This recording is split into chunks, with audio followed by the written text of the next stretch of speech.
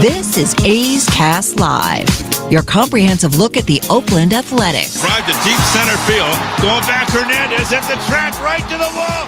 Gone! Elvis Andrews! And 29 other MLB clubs. High drive, deep left field. Nino left the building. Guerrero lifts one to left field and gone!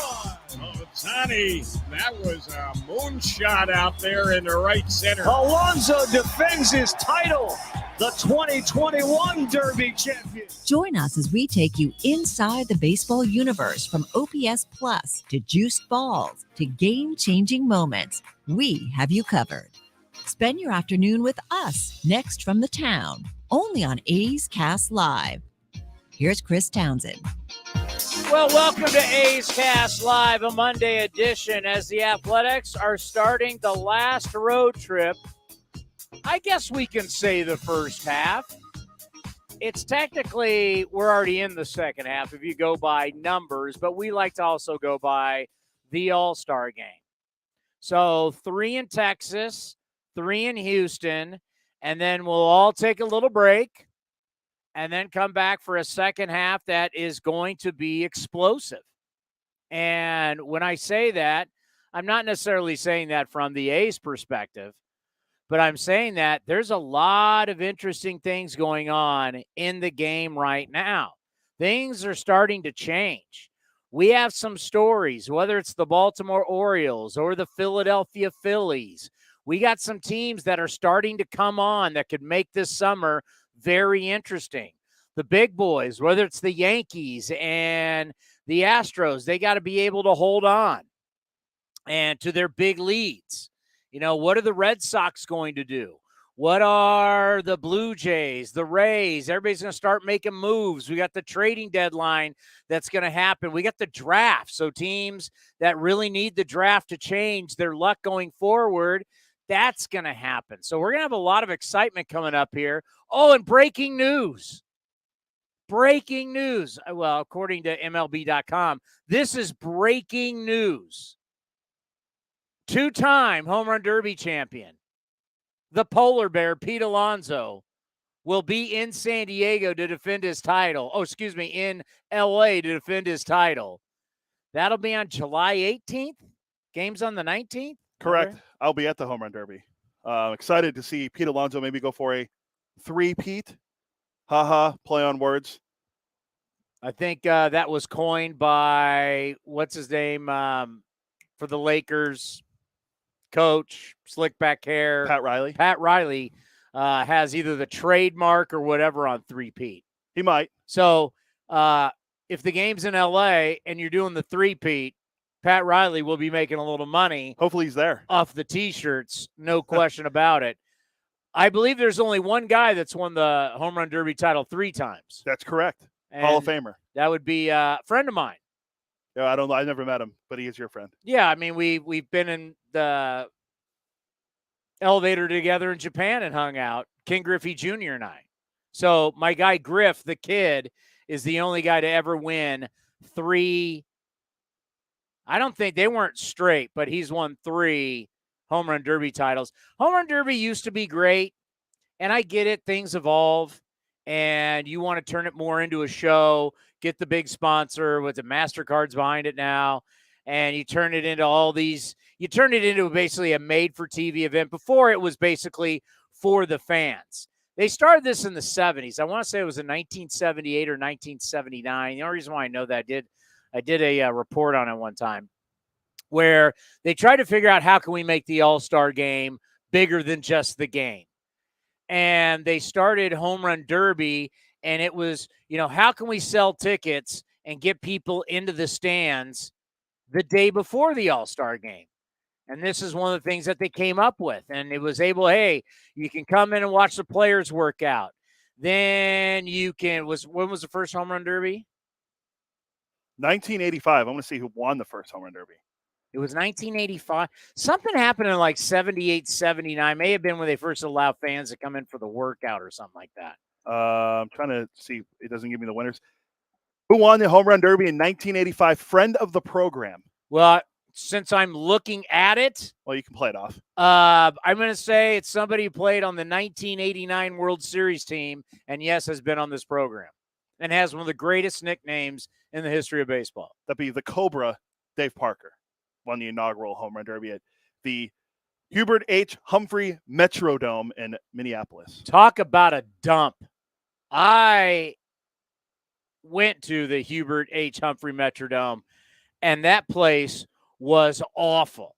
Compared to what Target Field is now, which you got to go to a beautiful ballpark over the weekend, courtesy of the great Bob Melvin, hooked you up with tickets. Thanks, Bob. At Petco Park. Petco is one of the great spots in baseball. Once again, you build a ballpark in a downtown scenario, it works. It's an undefeated concept. Do you hear me, Oakland City Council? You can look 13 miles. I don't know if that would be 13 miles. I know the Coliseum I'll still call it Pac Bell Park.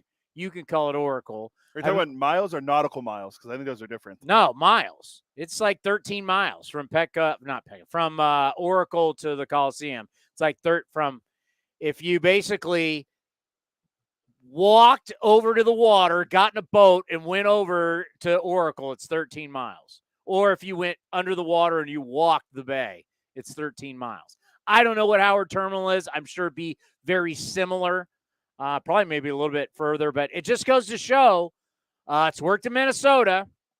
It's worked in San Diego. It's worked in Colorado. It's worked in San Francisco. It's worked in Houston. Texas, that's in Arlington, so it's not in downtown Dallas. But Pittsburgh, the downtown stadiums work. It works everywhere.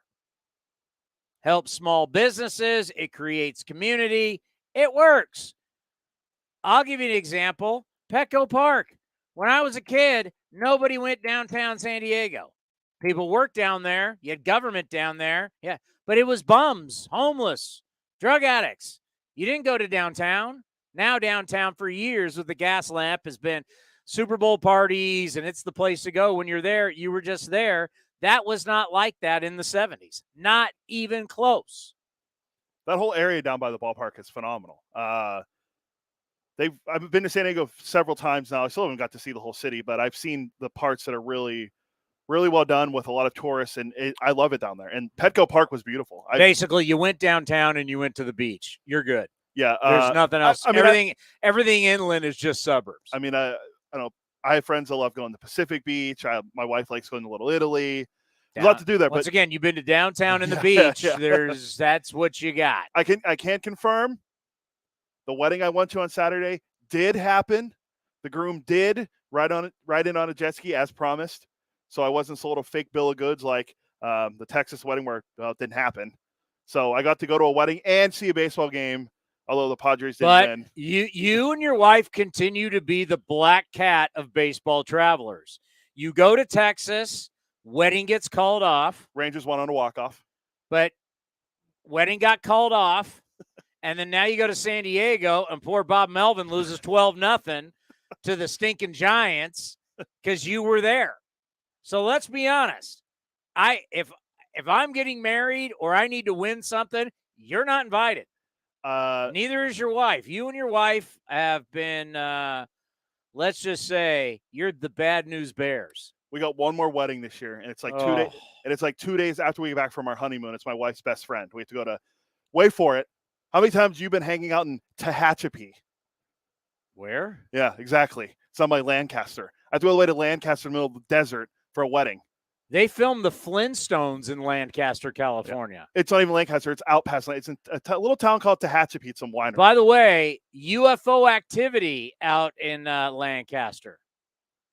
Recently or? No, for years. There's the, who's out there? Lockheed is out there. Lockheed has a lot of testing going on, and I only know this because one of my best friends, Tim Salato, slide piece, former teammate at San Jose State and longtime roommate, his dad worked for Lockheed. His dad, they would load the guys up. If you've ever seen the videos, I know we're so far off baseball right now, but they'll show you the videos. Discovery Channel, this is not conspiracy, where they would put people in planes and cover the plane and you wouldn't see where you were going and you would land in Nevada. What we now know is you were going to Groom Lake, Area 51. Well documented.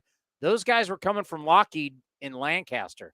My buddy's dad was on some of those planes. He worked at Area 51. And still to this date, he's been retired for years. Still to this date, he will not even tell his own son what he was doing there because it was all top secret. They're so freaked out about telling anybody anything that they won't even. He said, my dad's been loaded. Come on, Dad. His dad will not tell him. You're sworn to that secrecy, and these guys, let's just say, are deathly afraid to say what they did. But yeah, my buddy's dad was on one of those planes that flew in Nevada. Everything was sealed. You couldn't see where you were flying into. You got off the plane. You're on some base in the desert, which we now know is Area 51. That, my friend, is real. Where's my X-Files music? Oh, I don't have it. I have to get Bob Nightengale is going to join us in moments, as there's a lot of great stuff to talk about. You want to get into your Baltimore Orioles. I don't know how it is how Cody switches teams. Was the Brewers are the greatest thing ever in Craig Counsell. Now Brandon Hyde comes on the program, manager of the Orioles, Santa Rosa's own, comes on A's Cast Live. Since then, his team's on fire. He got the A's Cast Live mojo. So we couldn't give it to the A's, but we gave it to the Baltimore Orioles, as the Orioles are the best story in baseball. My God, Mike Elias, whatever you do not sell players off. Do not. I'm not saying to go out and trade some of these hot young prospects that you haven't brought up yet, but do not trade Lopez, the closer, Mancini, friend of the program, Cedric Mullins. Do not trade people off. Baseball created extra playoff spots. And in the first year of creating extra playoff spots, where you're only, as of yesterday, they played the Peacock game. Yeah, I believe it's 2.5 games they're back. Okay, I'm just, before I check the standings, because I reported 2.5 yesterday in my third inning hit, but they were the Peacock game, so they had played first, and obviously Yankees Red Sox went on for a 5-hour game last night, Sunday Night Baseball. Red Sox won again. They're only 2 games back of the wild card, with, I think, 76 or 75 games to play. Do not sell off. Because you know what happens? Mike Elias, God, I'm about to sneeze. Mike Elias, I'm trying to help you in your job. No relation to me, by the way. You have now been in charge for years. You've done the dumpster dive model. You've built it up. It's starting to work. You don't want to be, let's say, like the San Francisco Giants. You won 107 games last year as the San Francisco Giants. You now are just, was it 2 games over 500? Yeah, 43 and 41. You're 12 and a half games back. 2 out of the wild card, if you're looking for optimism with them. Sure, but look at the difference in a season. If you're Baltimore, people are coming back to the ballpark. People are coming back to Camden Yards. People are starting to get excited. If you're only 2 games back when there's all these wild cards, and you dump it, and then next year don't have a good year, unless your ownership is stupid, you'd lose. I'd fire him. Yeah, I don't like you can't keep at some point. I mean, when does the rebuild start to be like progress? Just not rebuild. This is progress. And if you dump the progress to still say you rebuild, man, you're now looking at a decade. How far are they along on this rebuild? Is it 5? This is the 5th year? Let's see. They lost 100. It was when was he hired? I think it was right after the Astros won the World Series. So he would have been 2018 would have been his first year.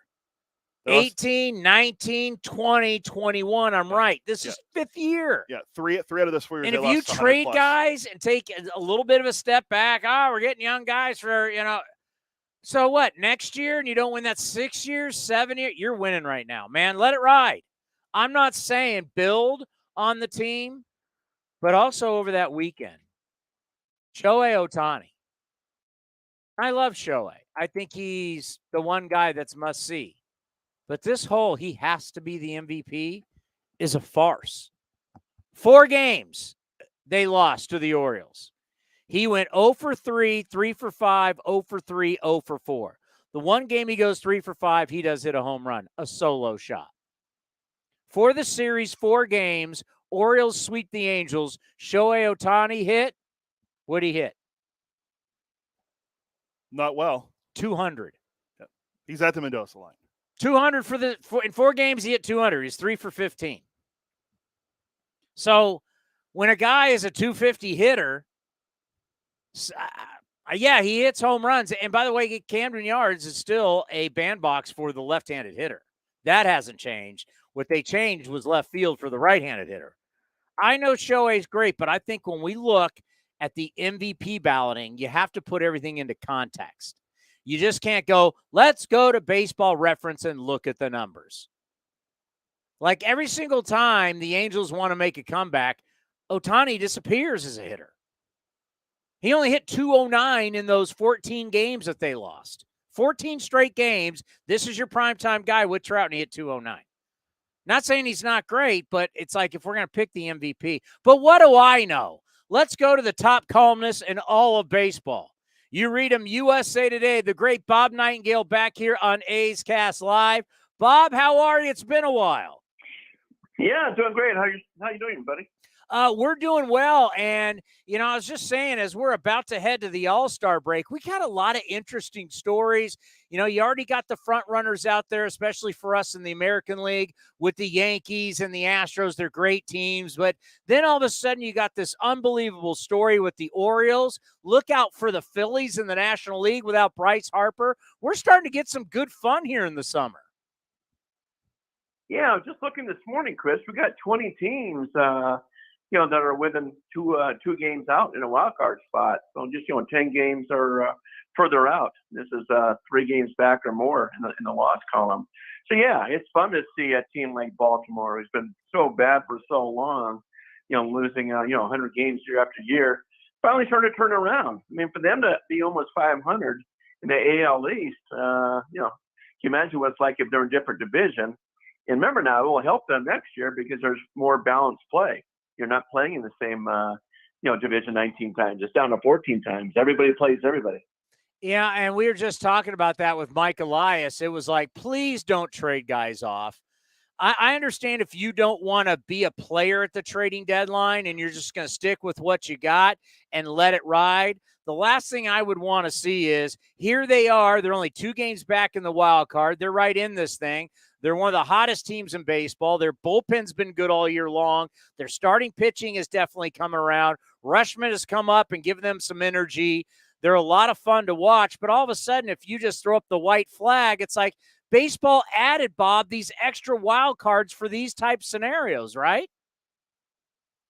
Yeah, I mean, I know they're thinking, oh, this is a fluke. We're not going to keep it on. We got to move these guys because we're not going to bring them back. But I'm with you. Unless you get something real decent in return, hang on to those guys. Because then you're just turning up the clubhouse. Oh, thanks, guys, for winning. Oh, by the way, now we're going to tear it down again. I mean, they're going to strip it down like you did before. But guys like Trey Mancini, who's so important to them, and those sort of things would be moved. So I hate to see that. Remember last year with the Seattle was kind of hanging the race, and they traded their closer, Graveman, to Houston. They fell apart after that. It's like the players are saying, wait a minute now. If you don't believe in us, why should we believe? We believe in ourselves. So, they went down for a while. They came back. But, they missed that. You got to be careful because you're upsetting the entire clubhouse. And I think about the Orioles franchise. For some of us who are older, we remember how great the Oriole way was. And for even older, longtime A's fans remember the battles that the Orioles and the A's had in the 70s where both teams had so many Hall of Famers. And then, you think about Cal Ripken Jr. and you think about all, the guy won 1 World Series. You thought he'd play in a ton of World Series. that never happened.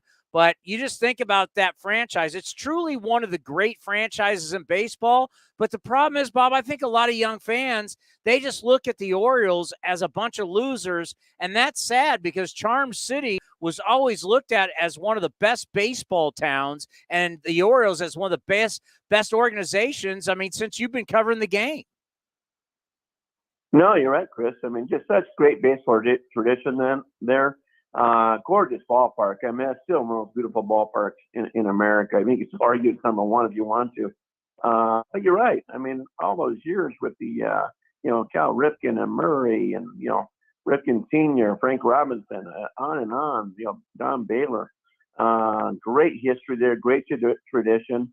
And yeah, when you speak of the Oriole way, I remember getting a copy of the, from the Orioles official, Orioles way. I remember reading it. It was just fascinating. This is how the cutoffs work. This is, rotating around on different scenarios. So they played the game right. They played it to win. And, people forget that. So it's cool to see that franchise coming back around. If you look at the National League West, Cody was just down seeing Bob Melvin and the Padres take on the Giants. And you look at all the injuries that the Dodgers have, but yet the Dodgers are still the Dodgers. It's like we talk about this every year. They got problems, but they just keep winning. And you look up and San Diego is 8 games back. The Giants are 12.5 games back. They're just 43-41 after winning 107 games last season, which was a franchise record, both San Francisco and New York. Is there anything, do you think, that the Padres or the Giants can do here before the deadline to catch the Dodgers? Or is this the Dodgers winning again? We're going chalk, and the Padres and the Giants are just fishing for a wild card. Yeah, they got to go be wild card. A month ago, Chris, I thought the Padres were going to win the division. When Walker Buehler went down, the Padres were playing great. Obviously, they have like 6 or 7 starters.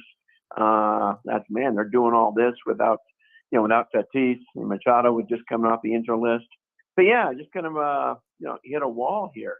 So, I don't think the Giants have any chance to win the division. They're way too far back. I think they're battling for a wild card spot. And I think the Padres are too. The Padres may be a thing, the Padres will get in the playoffs. They're too tall of a team, got too great of a manager not to get in. Their thing might be, okay, do we get the number 1, number 2, number 3 spot among the wild card teams? Their big thing is probably just making sure they get home field advantage for that first round. Yeah, the Dodgers, what can you say about their front office and Dave Roberts? When you look at the injuries that they have, the amount of injuries, and to think most teams, if you start talking about I got a list of all these guys that are out right now and guys who are out for the year. Most teams, if you had all these guys out, your team sunk. How do the Dodgers just keep doing it? Well, they just I don't know if they scout any better, but they develop great. It's unbelievable. The players that just come up to their system. I talked to scouts, and they say at A-ball, they got 5 guys who are legitimate major league starters. They got a catcher, they say, would be the in a couple of years when he hits the big leagues, he'd be the Cartagena will be a perennial all-star, one of the best catchers in baseball. So they keep producing these guys. We'll see how long it lasts. And you catch breaks too. Tony Gonsolin, anybody could have had Tony Gonsolin last year, even during the winter. And who knew, that'd be, 11-0, 12-0, whatever he is, pitching lights out. So it's unbelievable. And, it'd be interesting too to see what they do at the trade deadline. I think they got to get some back end bullpen help. Kimball's a little shaky back there. If Milwaukee really trades Hader, and they're listening on Hader, that would be a perfect fit for the Dodgers to grab Hader. We're taking on the Texas Rangers here before the All-Star break. The A's are going to end up Texas, then Houston.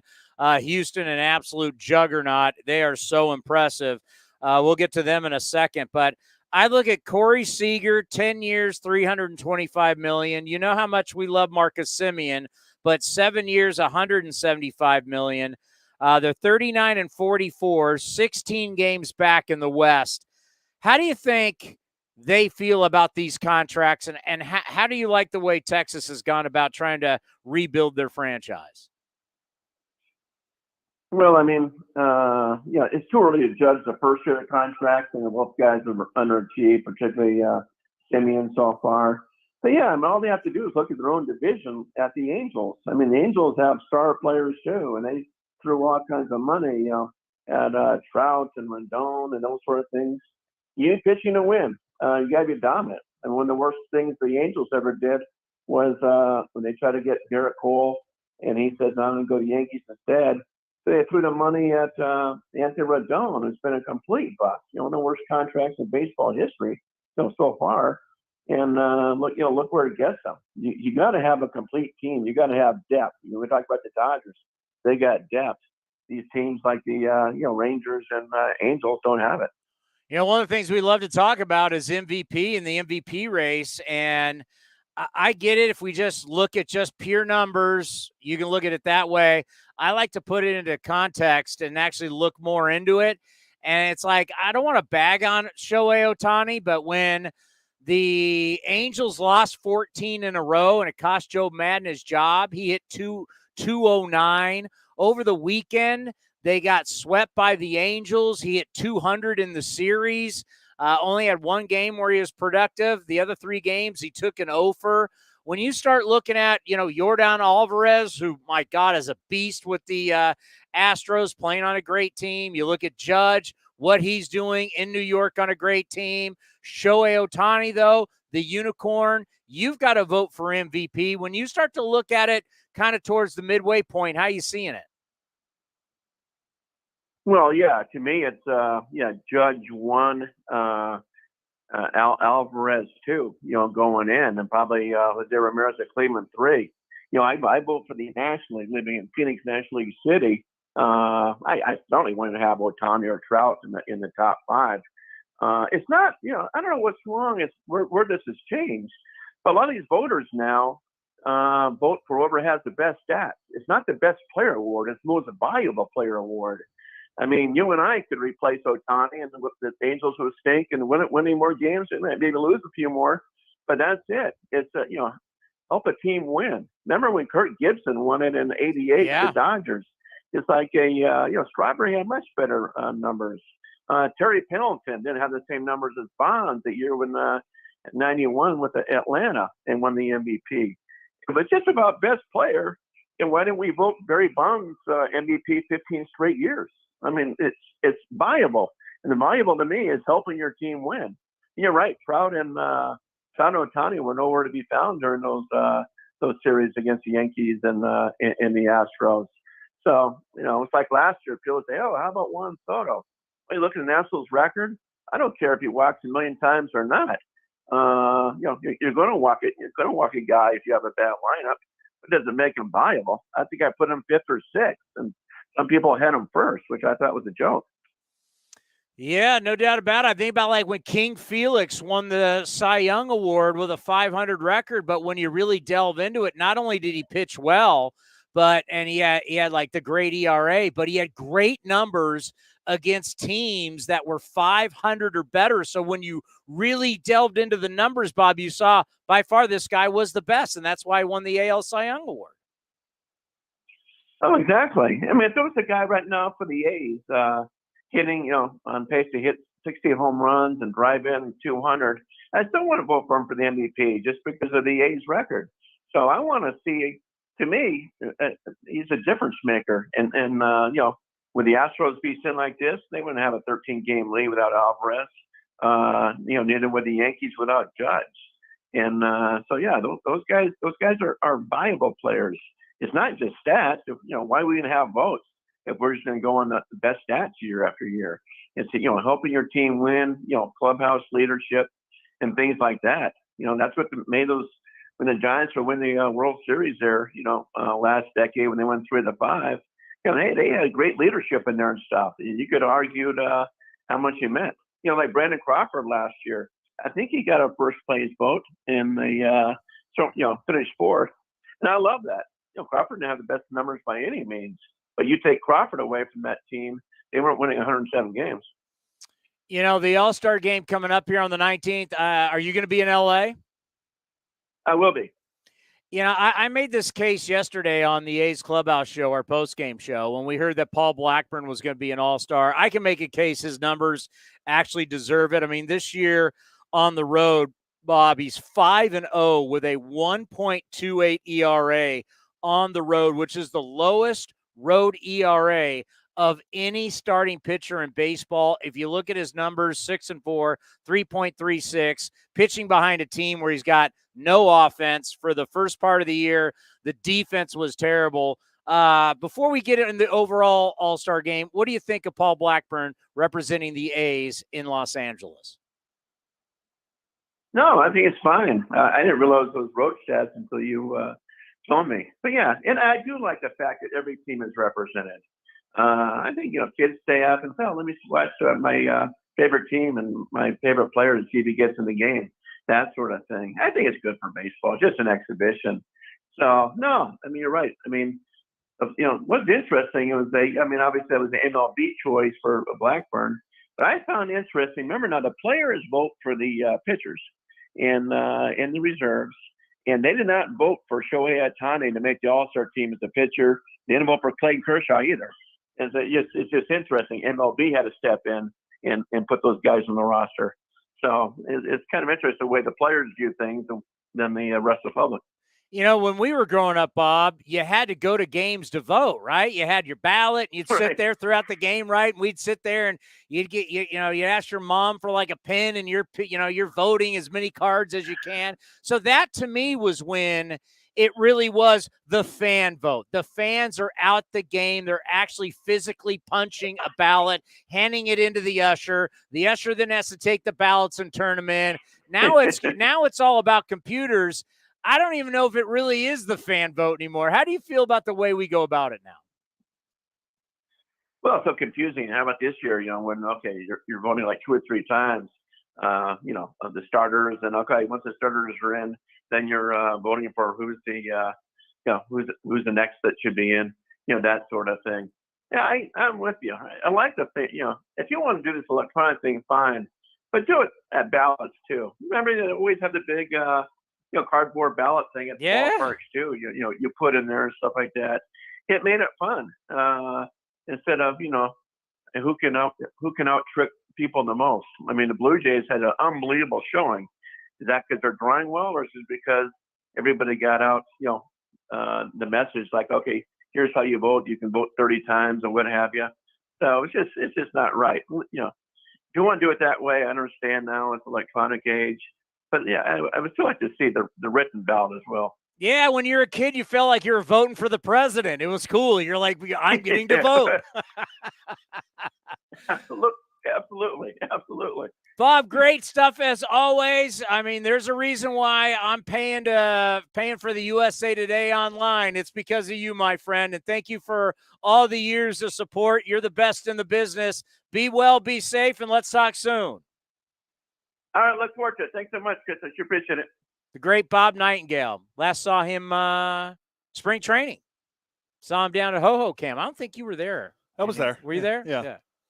Great guy. I've had Bob on my shows, all the different stations, all the different shows for literally over 20 years. Yeah, he's been around a while. I remember when we had him in the first time we went to spring training.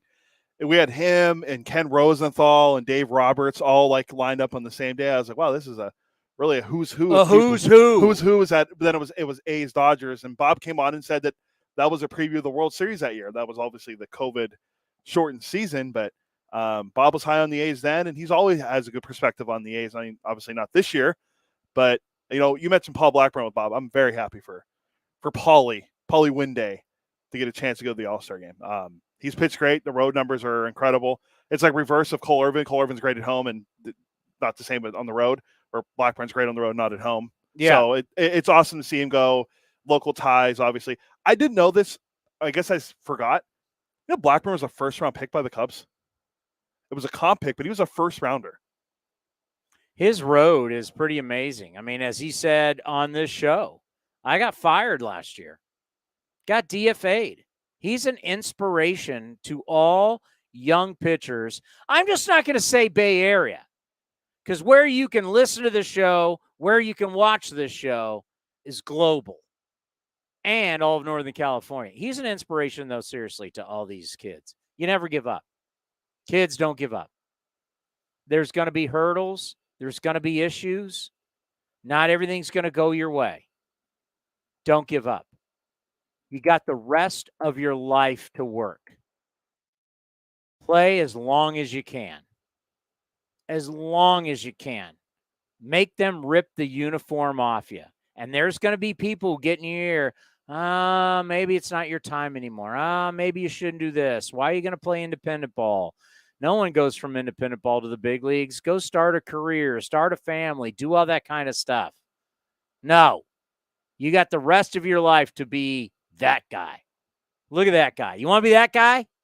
You can be that guy. Or you can be Paul Blackburn. Who do you want to be?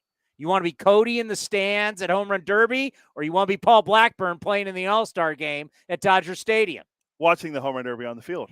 Home Run Derby. On the field where I'm in the stands. Hey, he's going to have that. I think one of the most magical moments is when everybody lines up and they, in front of the television, national television audience, packed ballpark, every player gets his due. From the Oakland Athletics, Paul Blackburn, and you step forward, you tip your cap, maybe you take your cap off, you get the ovation. It's your moment. Those couple seconds are your moment that will live forever, and they can never take it away from you. You're on the field with the greatest players of all time, and you're a Major League Baseball All-Star. It's really cool. And Paul Blackburn's going to get that moment, and I don't think he's we got to have a guy in that. Paul Blackburn is worthy of an all-star selection. 5-0 with a 1.28 ERA on the road. That's the best in baseball. 5.28. Look the way he pitched at Yankee Stadium. The way he's pitched on the road. Paul Blackburn is worthy of an all-star selection, and I do think it means something. I remember as a kid, you remember as a kid, that whether you had the greatest player in the world from your franchise that you love that's on the All-Star team or not, it meant something to have that guy in that uniform, to have an A's uniform. If you're a Giants fan, I'll give you love. To have a Giant that was there. It meant something. It meant something to see your town, your team represented. I don't need 8 million Red Sox. I don't need 8 million Yankees, and I don't need 8 million Dodgers. I have no problem. There's a guy from the Marlins, takes care of everybody in Miami. I don't care if they're, have a guy there from Kansas City, takes care of everybody from Kansas City. It means something. And David in Berkeley, if I have the name correct, it's from Berkeley. David in Berkeley brought it up yesterday on the A's Clubhouse show. Very astute. Because now they got smart. Baseball just keeps getting smarter. We used to have, you just wore your uniform. I went to the All-Star game. I had my white A's uniform, or I had my gray A's uniform, National League, American League Park, right? I had my A's hat. Well, now I go as an A's player. I have the American League All-Star jersey on the day before. I've got the American League A's All-Star hat, which you can both purchase off MLB.com or if you're at the game. I still have the 2014 A's. I probably could go get it. A's All-Star? Everybody hold on. You talk. I'll tell you exactly what I mean. You talk about your trip to the All-Star. I'll talk about Paul Blackburn. So, as we were talking about Paul Blackburn, the 28-year-old righty is going to be in LA, obviously. Former first-round pick by the Cubs, Heritage High School in Brentwood. I saw people arguing that he's actually from Antioch. I don't get into that. He's still from the Bay Area-ish, so that's all that matters. 6-4, 3.36 ERA, 73 strikeouts over 91 innings pitched this year in 17 starts. He's holding opponents to a 246 batting average, which ranks 15th lowest among AL qualified starters. He has 6 scoreless outings That's the most of any AL starting pitcher so far this year. Now, he's not Sandy Alcantara or Alcantara, whatever we say his last name, the best pitcher in baseball, who I'm going to throw this a quick aside. When you said have a Marlin there, he probably is going to start the All-Star game, although a lot of people think it should be Clayton Kershaw versus Shohei Ohtani. Oh, shut up. By the way, you're in trouble. My boy Sandy. I know. So he's at 130 innings. My boy Sandy, this dip, you know what, bet me a steak dinner. Where are we going to go for that steak dinner? Morton's. We can go to Morton's downtown San Jose. That's fine. I got other places we can go too. Whatever. Anyway. They all cost about the same, but the bet is only one pitcher. One. Not 2, not 5, not 10, not 5, LeBron, not 6. Not 7, not 8. I just need one pitcher to throw 200 innings, and I win a steak dinner. And my boy, Sandy Alcantara. Alcantara is what I heard today from Buster and Tim Kirkchin. According to the Marlins play-by-play guys, we have looked over it. Alcantara. It's what it says on Baseball Reference. Baseball Reference says Alcantara. Whatever. My boy's getting me to 200. By the way, here is the hat if you guys remember. So, we had 6 All-Stars? Yeah, 7, I think, if you include no, Samardzija. Yeah. He was over in a Cubs uniform. He didn't count. Only one of those guys started in the game, though. The last A's player to be voted in. My man JD was voted in. Last A's got to be voted in. Right? Do you guys remember this hat? This was the A's All-Star hat. It's dope, and I love it. It's one of my It's one of my favorite A's hats, and I bust it out every once in a while for good luck. And this is a way they get you for more merch. So for sure. So instead of wearing I can go get the standard A's hat. I got every standard A's hat. But instead of having the standard A's hat, which no one's going to buy at an All-Star game, but if everybody had their version of this. So you got 30 different versions of the All-Star hat in your home team colors. So every year, what are you selling more of? Merchandise. And how much are these things? Like, depending, $40 to $45. Major League Baseball knows what they're doing, man. It's like when I was in San Diego. By the way, isn't this a slick hat? Yeah, you can tell it's an older style one, but it's awesome still. What do you mean it's an older style? You can tell it's not, something. The color schemes that we use now for hats are way different. Like, look at the Padres City Connect, which I think is fantastic. It's horrible. See, they're differing views. No one I know in San Diego likes them. That's all the people at the ballpark tell you when I saw everyone wearing one. Everyone either had that or a Slam Diego shirt on. That's all I saw. Why do you say you don't think this is our color scheme? No, it is. But I'm more used to Kelly. I'm used to the Kelly green now. We're not Kelly Green. That is an offsuit. You think this is Kelly Green? No. You think this is Kelly Green? No. You think the lettering on a normal that's Kelly Green on the look at this. Turn around. Do you see that? Yeah. It's the same color. That's Kelly Green. But this is our home jersey. This is our jersey. When I see that jersey, I think of Jason Giambi. But this is our home jersey. Has always been and always will be our home jersey. It's the same green. I love this hat. It's one of my favorite hats. I was disappointed, though, in San Diego. I couldn't find the Slam Diego shirt. I wanted that. I thought that shirt was pretty cool. But where was it? Where are we going? Oh, we're talking about the hats and it's just the way that the All-Star. Well, hey, how about this? I'm looking at Bob's tweet. Bob Nightengale, B Nightengale on Twitter. There are 20 teams. This is good for baseball. There are 20 teams that are in first place in their division. Lead the wild card race or within 3 games in the loss column of a playoff berth, entering the final week before the All-Star break. Let me read that again. 20 teams, there's 30. 20 teams are either in first place, lead the wild card race, or within 3 games of a playoff berth heading into the All-Star break.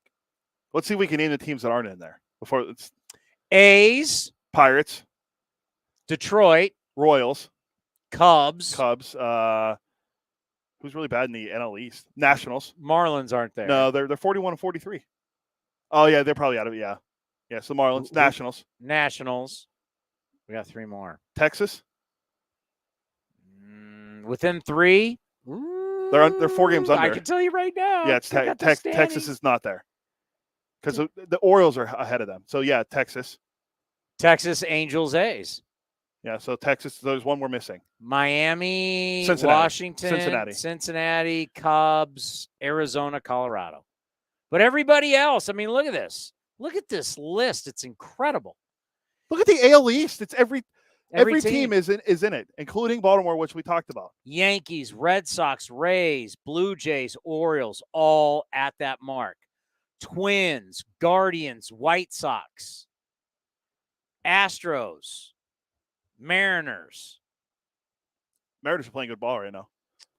Mets, Braves. By the way, look at the Braves. Look at the Mets lead over the Braves now. It was 10.5 before. They start a series tonight. Phillies. By the way, Phillies, as much as the Orioles are getting a lot of love, and they should, look out for the Fightins. Without Bryce Harper. It's you know what? It's okay. You can win without one player. Well, they're in trouble this week against Toronto. 4 guys on their team aren't. Alec Boehm, JT Realmuto, Nola, and one other player aren't going because they're not vaccinated. I mean, those are core guys. It's not like they're bench guys. Like yeah. Boehm's their third baseman. Nola's probably their second best starter, their catcher, and there was one other guy. What happens if Toronto makes a run? And Toronto makes the type of run that is they get to the playoffs, they smoke everybody in the playoffs, and then they go to the World Series. Do you know how each series you're going to have multiple players who cannot go play in the series? Yeah. The other guys, by the way, is Kyle Gibson. That's the 4th Philly. 2 starting pitchers, their starting catcher, and their third baseman can't play in the series because they're not vaccinated. Now, luckily, they only go there once. It's National League, American League, but still. I'm talking about playoffs. Yeah, what if that's you're gonna have this isn't changing. God, the new variants are coming out and everybody's trying to scare you. I'm not saying it's not scary, but new variants are coming out, so nothing's going to change between the Canadian border and the United States border. And as our buddy Dan Schulman likes to say, hey, listen, it's the same rules the United States has for Canada. A lot of people don't think about that, but because we're all like, wow, guys can't go to Canada. Yeah, Canadians can't come here either. It's been the kind of the same, you're not vaccinated. I'm not totally up on it, but I was trusting Dan Schulman, the voice of the Blue Jays. He would know. Same rules. I mean, he would know. But think about that. Is that not an advantage because everybody in Toronto is vaccinated, so their players can come and go across the border. You saw it with the Red Sox. You saw it with the Yankees. They can't take certain players into Toronto. And if that's happening in the postseason, if not the World Series, like we have no idea. Let's just say pick a team from the National League. Dodgers. That's fair. All right. Dodgers. That's chalk, but it's fair. Dodgers, Blue Jays World Series. That'd be a good World Series. But we don't know how many Dodgers are vaccinated. Yeah. I'm assuming a lot of them are, but which ones aren't? Yeah, because why is Philly going to Toronto? I thought because the Pirates were playing they played the Yankees. So maybe no, because the NL Central's playing the AL East in the Interleague this year, I thought. So why is Philly going there? I don't know. Sorry. But the point is, can you imagine if you have a World Series? And someone like Freddie Freeman's not, even though I'm pretty sure he is. But we don't know. I mean, all of a sudden, Mookie Betts can't play in 4 games in Toronto. Yeah, that's not good. Let's say, we're not. Are we back? Are we back to flipping the World Series home field advantage? I think wasn't it first 2, next 2, then 5. It goes back 5, 6, 7 rotation. Who's got home field? Let me see how that works now because we don't do the winner of the All-Star game gets home field. Oh, Bud Selig, the one thing Bud Selig did. So if it's advantage American League, Toronto could potentially host 4 games, and you would have players. There's going to be I don't know how many teams are 100% vaccinated. We're not. The A's aren't. Kirby Snead. I mean, that was one thing that we found out. We didn't know, but yeah. Well, yeah, we did know once he couldn't go into Toronto. Best team with the best regular season winning percentage. So Houston would have had games 1, 2, 6, and 7 last year over Atlanta. So if it's Dodgers, Blue Jays, the Dodgers would actually host 4 games. Let's take a team that's not the Dodgers. Cardinals. And Toronto has a better record, and they got to put – and we – yeah. I mean, you could be missing – Blue Jays, Cardinals. And next you know, Paul Goldschmidt isn't vaccinated. I don't know that. I'm just hypotheticals. I'm just throwing a name out there. It's going to be a bad look. Yeah, I could see it happening because, like you said, you saw with the Red Sox. I believe Jarren Duran, their outfielder, center fielder, backup center fielder, probably in AAA, but he wasn't vaccinated, but he says he's going to be. I'm pretty sure that was him that said that. Tanner Houck, their closer, was not vaccinated. Also, he didn't get to play, and they had some bullpen struggles in Toronto last time they were there. So that was one of the things that they definitely had to worry about. Yes. And the teams are looking at, I know that according to the Giants' old skipper, there were people looking at players going, really? You're not getting vaccinated, really? And that was for teammates going, we're tired of having to wear. What was the one team that was still wearing masks? Was it the D-backs? They were, I think at one point they were the lowest. They had the lowest percentage. You had to get to 85%, yeah. And they couldn't get that, and they still had to wear masks. And at some point, it's hard to believe we're still talking about this, but at some point, there's players who get bitter about it, and they're like, "We're still doing this because of you." Yeah. Oh, do we have another announcement? Oh, we got another one. Home Run Derby announcement. Joining Pete Alonso will be fellow NL East superstar Ronald Acuna Jr. will be in the Home Run Derby. Now, if you can get Giancarlo Stanton in there, that's 3 big power hitters. His power to right center is unbelievable for a right-handed hitter. The way he can pull take it opposite field. I love watching Ronald. And we saw in the 2020 playoffs between the A's and the Astros that when you use the Super Balls, the balls will fly out of Dodger Stadium, which notoriously for all those years, Marine Lair comes in. It's a pitcher's ballpark. The steroid era kind of got rid of that, and then the bouncy ball era got rid of that. We're now back to humidors, and balls are different, allegedly. We have Dr. Meredith Wills now telling us that Eric Chavez, you remember the report that came out of New York where Mets players were saying, there's something going on. We're playing in like an Apple TV game, and these balls are different. We can feel it. They feel it off the bat. Ramon Laureano and Elvis Andrus of the A's have talked about how there's balls that we've hit that don't go out, that normally would go out. But then all of a sudden you play in a Peacock game or an Apple TV game, and it feels like you got the bouncy balls back. That series between the A's and the Astros was a joke. I think it was 25 home runs hit between both teams. Guys were like hitting it off the end of the bat, and balls were going out oppo jack at Dodger Stadium. And what were they saying? Well, it is a morning game. It's warm. It's Southern California. Stop it. Dodger Stadium was always known as a pitcher's ballpark, and the ball was everybody. Remember Chad Pinder fell back, hit one off the end of the bat, and went out down the right field line? Oh, he crushed that ball. Crushed it. 24 home runs in that series. Breaking the record of 22 that was set in 1995 between the Yankees and Mariners. Remember that one? Mariners won that series. They hit 12 home runs apiece.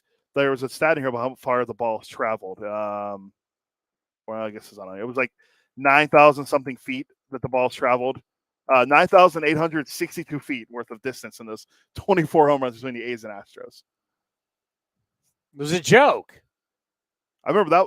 I remember us doing this show during that. You were here. I was down in Avila Beach, and we were doing it. I remember the game was. I was working. You were on vacation. Yes, let's talk about how that always happens. Well, if I was doing it with you, how's I on vacation? Oh, you're at a beach, and you just happened to do it, but then you went back to the beach while I had to do the game and do all the work stuff. The game was they started 11 or something, 11 or noon. It was the first playoff game, yeah. At Dodger Stadium, you're starting a game on the West Coast as the first. What are we doing? So we can get Yankees, or so we can get Marlins, Cubs on at night. So and the ball, so that the whole thing with, remember Big Mac and Griffey at Fenway Park, and they're hitting these balls. Oh my God, Big Mac! It's like they're playing with smaller balls that are built to fly further. And then Griffey's hitting it where Ted Williams hit it, and everybody's so impressed. They're playing with bouncy balls. That's also part of the problem too, for me, is the days of home run derby. Everybody got 10 outs. You go up there, you'd hit, and that was it. Now they go all the different rounds. They've juiced up the balls. It's, Chris Berman, back. I mean, how many times can you hear that before you're like, oh, my God? Yeah, okay, I was just looking Is he still doing it? I don't think so. Ravitch and them do it now. The most home runs ever hit in the home run derby than the new format, Vladimir Guerrero Jr. hit 91 in 2019. He didn't win. He didn't win the derby. Pete Alonso did. It's called jumping the shark. It's when the event jumped the shark. So I hope you have a good time. I used to love home run derby. I've been to a home run derby in the old format. Now I'm not going to sit there for It'll be about 3 hours. 3 hours. I was about to say 2+. And a guy does well, and his teammate will come over and will fan him and give him a Gatorade. Oh, he's so hot. I'm not going to sit there for that's my vacation now. I'm not. Unfortunately, I'll be the curmudgeon. I'm not going to sit there for 2.5 hours and watch home run derby. I can literally go to YouTube and watch a condensed 3-minute version of watching these guys hit bouncy balls and in the end see who won so I can talk about it on the show. But hopefully Pete Alonso. I don't know how you think that people are going to sit there on a warm, beautiful summer night. Where is it not, other than San Francisco or maybe Seattle, where is it not warm and beautiful in summertime at night? Yeah, fair. I mean, who's going to be sitting around for 3 hours at your TV just watching the same home run? I mean, who's going to do that for 3 hours? No. Can't get good ratings. I never looked. I enjoy watching it. Do you watch it for 3 hours? I mean, I don't sit there for the whole 3 hours, but I watch a lot of it, yeah. I watch the opening round to see how the guys do, and then I kind of wait, and I go, once the finals come around, I'll go back and heavily watch. Yeah, so that means someone like you who's such a diehard, if you're not even getting full commitment, how do you think the average Joe's doing in summertime? I'll say this. I do watch the StatCast broadcast of it with our guys, Benetti and Eduardo and Mike Petriello over the normal ESPN broadcast. I watched a little bit of the the K-Rod, what do they call it? The K-Rod with Billy Crystal last night, right? Billy Crystal, yeah. And they had Bucky Dent on and Mike Torres. I watched a little bit of that. It was interesting. I saw people tweeting. I forget who tweeted, but someone was like, A-Rod, you could tell A-Rod loves baseball.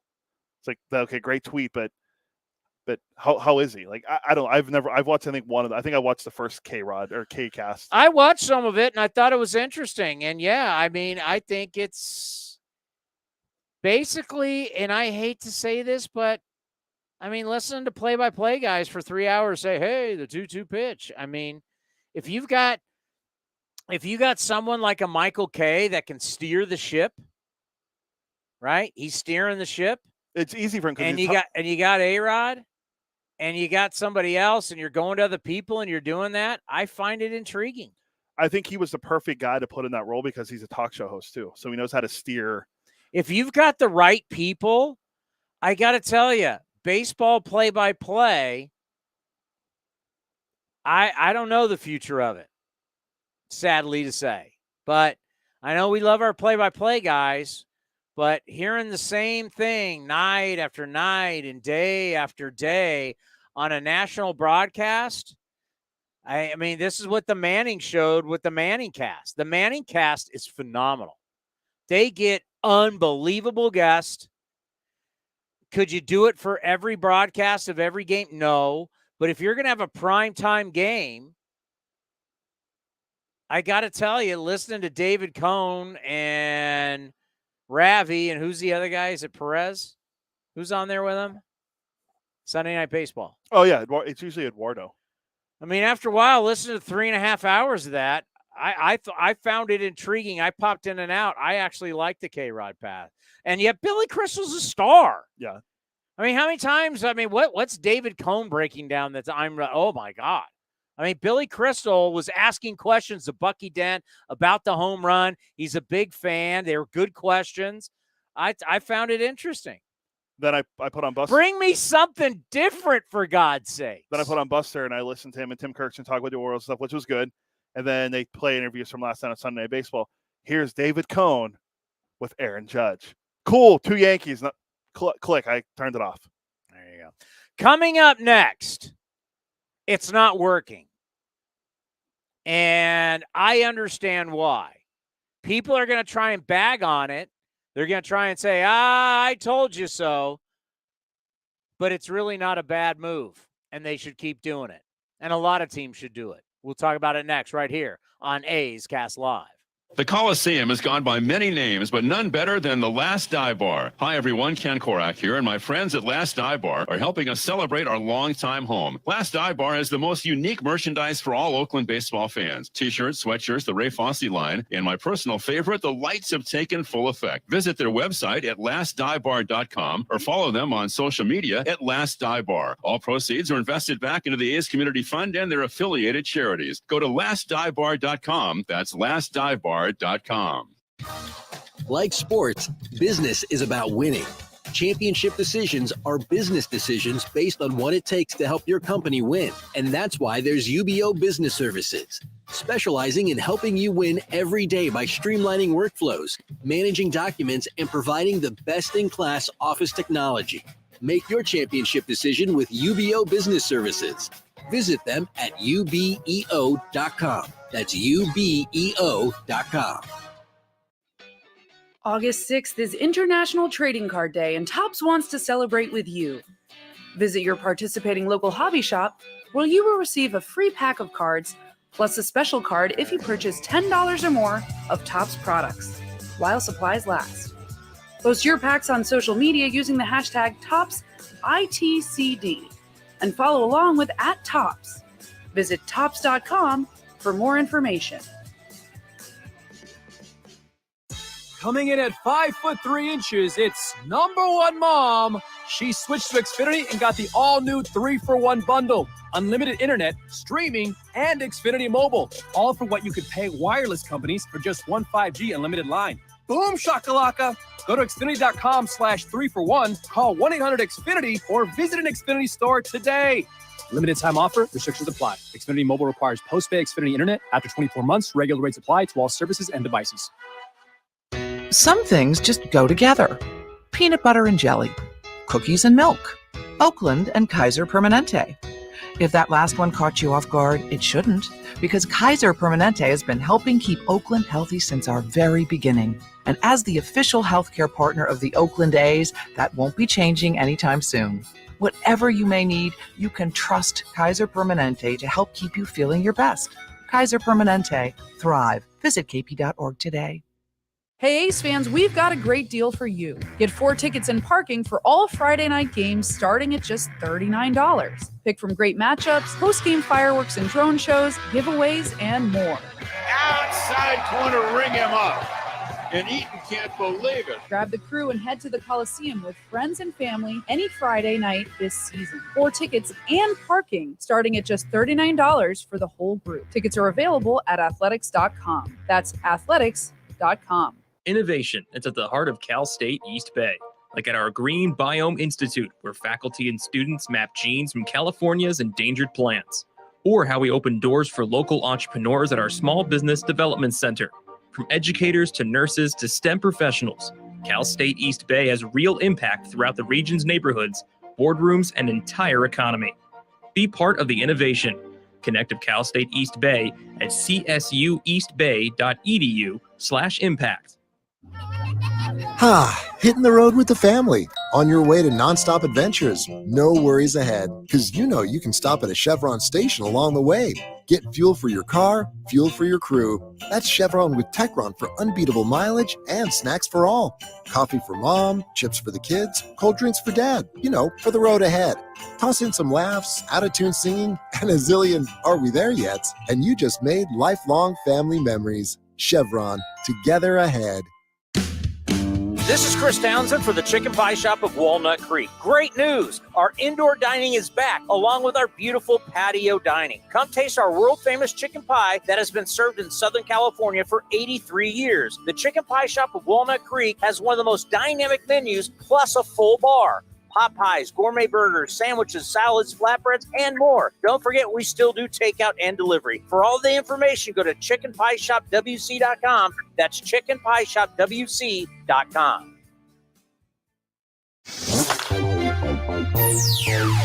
Streaming from the East Bay, A's Cast Live continues with Chris Townsend.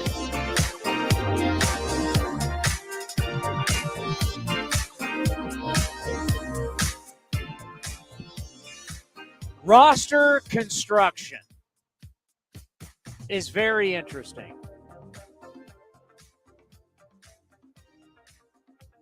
A lot of us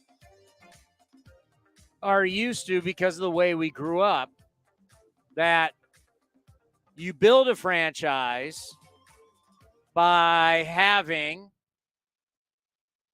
a catcher, a first baseman, a shortstop, a third baseman, outfielders, and you basically have the same 9 guys, or try and have the same 9 guys. Ideally, that would be the way to go.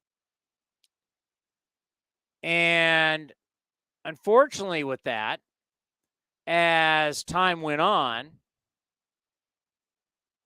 with free agency, building a team like that became very, very expensive based off age, service time. Just became very tough to do, especially if you're a team that didn't have the same financial wherewithal as teams that make way more money than you. It's just a reality. The way the business is, because the owners of Major League Baseball and now the players keep them really from being able to do it, was going into the mode of what the NFL does, the NBA does, to where all the owners are really in it together. And we're going to make a boatload of money, but we're going to do it together. There's some of that in Major League Baseball, but the big money owners only want to share so much. They, because they know that it's their advantage. If you're someone like the Yankees, the Dodgers, the Red Sox, you have an advantage based off television, market size, human beings in your area. Let's face it, the majority of Americans in this country live on the coast. So if you live where the biggest populations are, that means you have more households with televisions in it. Cody, can you keep your phone off the wires, please? It's so weird why it does that. It's the first Now all time. of a sudden we get that. I don't. Keep your electronics. It wasn't even on the wires. You millennial. You don't need to be on your phone all day long. I was just putting it up there. So, still to this day, more people live in the Northeast of the United States of America than anywhere else. More people live on the Eastern Seaboard than anywhere else. Hence, you're going to have the biggest television markets. And the same thing out west in Los Angeles. It's where that's the second largest populated city in the country. I'm not breaking down geography. You everybody understands this. So you have the advantage. You have the advantage to make a lot more money, and those teams don't want to give up that advantage. And if I owned one of those teams, I would feel the exact same.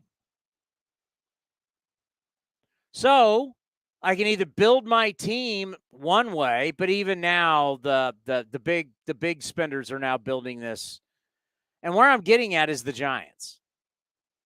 The Giants last year were praised for how they utilized their entire roster, how they utilized the bus up to Sacramento and back, how they utilized so many players brilliantly. That led to 107 wins, the most ever in franchise history. That counts New York along with San Francisco, 107 wins. And everybody was applauding Farhan. Everybody was applauding Gabe Kapler. They're geniuses. Now, the problem when you do this, it's got Moneyball written all over it in a lot of ways. But when you play the mix and match game and you're going to do everything by splits, is what happens when all these guys forget career years, don't have good years. What happens if only half have good years?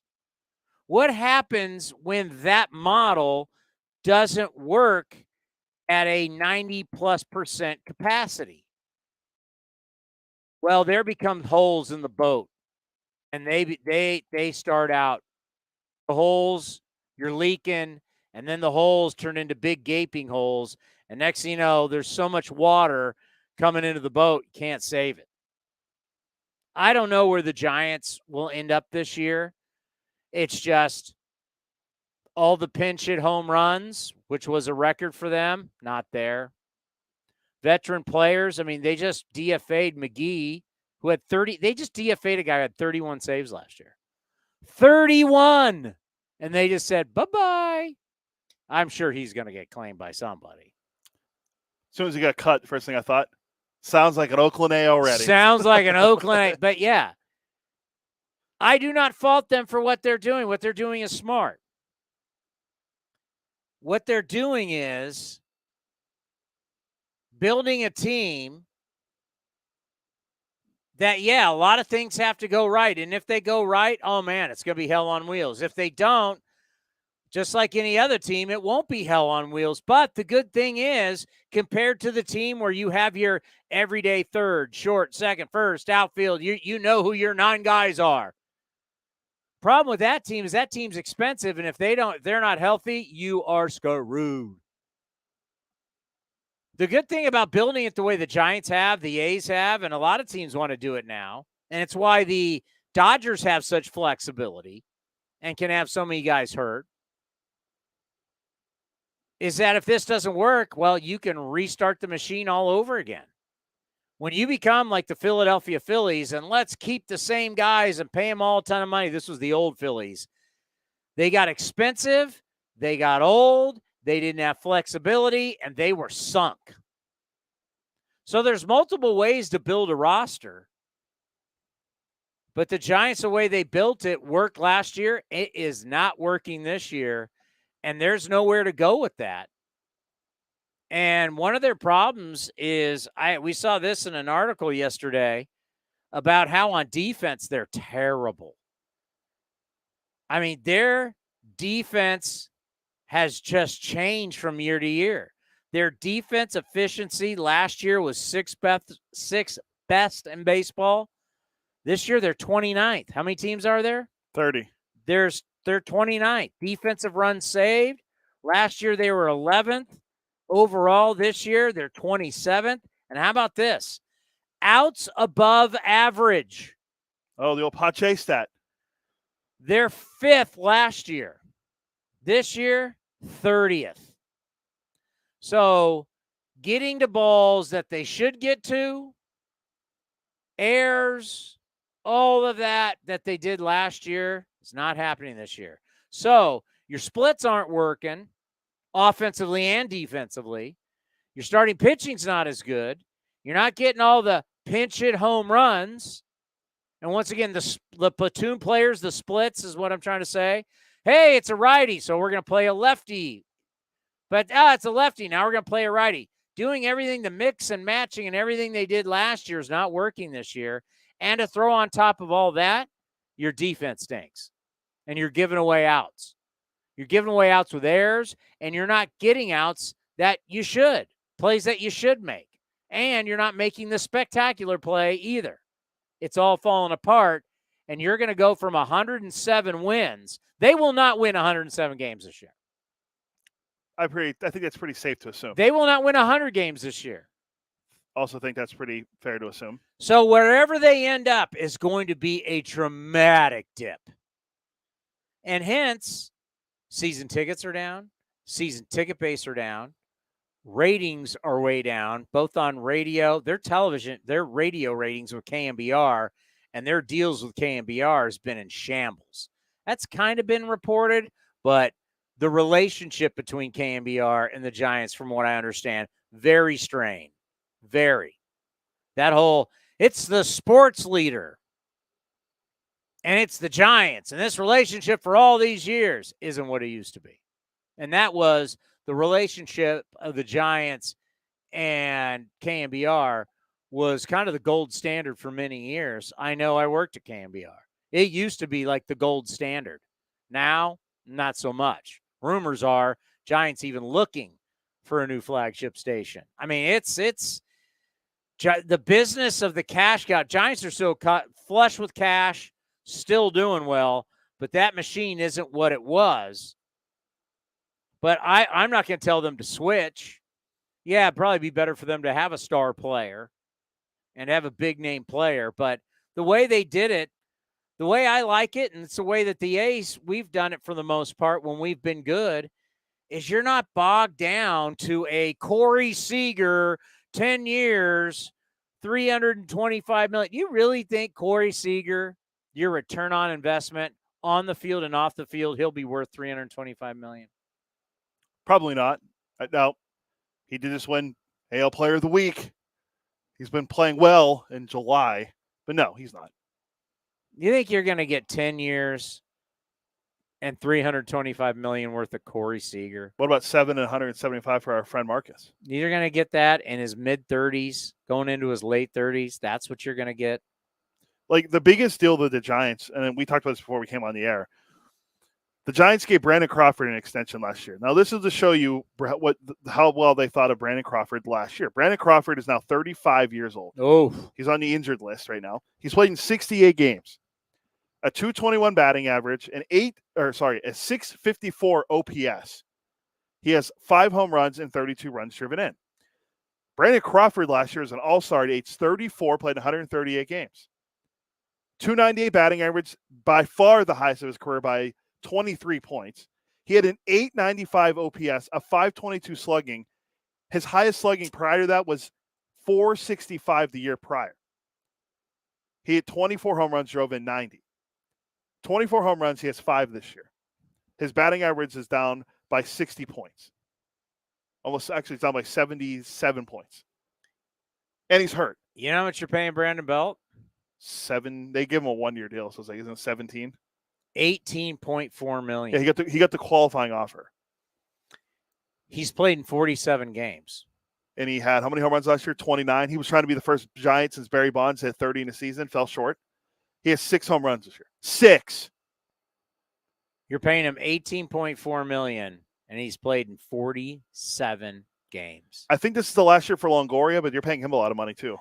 And he's on the injured list. So I would not tell Farhan to change anything. You got a bunch of guys coming off the books, and you try and redo what you think works. There's one guy that I'd be concerned about.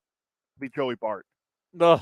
Negative WAR. He's hitting 160. He has 4 home runs. He has a 600 OPS. He struck out 53 times and 100 at bats. Half the time he strikes out. And his defense isn't there either. I was told that he's a great defensive catcher. His defensive WAR is, according to Baseball Reference, is 0.2. Just wanted to point out, I mean, I'm not trying to bag on the San Francisco Giants. They had a great year last year, and I think what they're trying to do is the right way to go. I think locking up a bunch of guys at high prices, that's why, you try and warn A's fans. Buyer beware. A's fan, we can't buy jerseys. So what? Like, seriously, so what?